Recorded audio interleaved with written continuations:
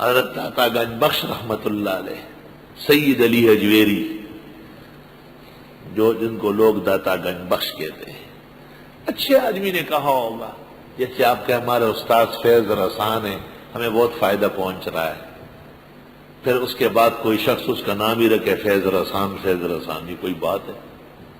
جس نے پہلی دفعہ کہا تھا اس کا نام معین الدین چشتی ہے۔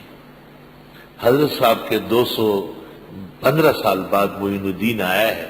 داتا سے 4 صدی میں۔ ان کو تو لے کے آئے ہیں محمود غزنوی لاہور،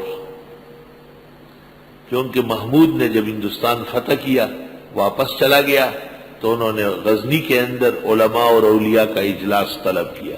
اور ان کے درمیان میں کھڑے ہو کر کے تقریر کی اور پھر زار و قطار رویا کہ میں نے سونے کی طرف فوج سب قربان کرایا،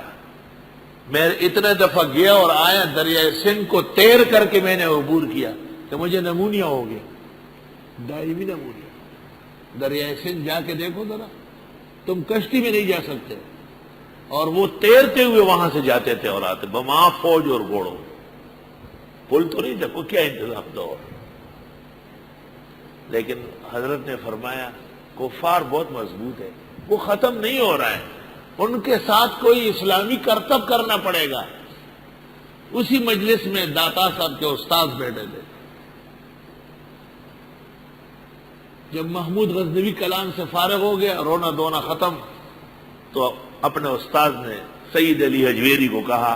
کہ آپ جائیں گے لاہور۔ لاہور میں ہر روز ایک مسلمان کا کباب بنتا تھا، ایک مسلمان کو ذبح کر کے، اور ہندو اس کا کباب کھاتے تھے۔ تو لاہور میں جا رہا ہے، جہاں دقت گرانی اور سختی ہو،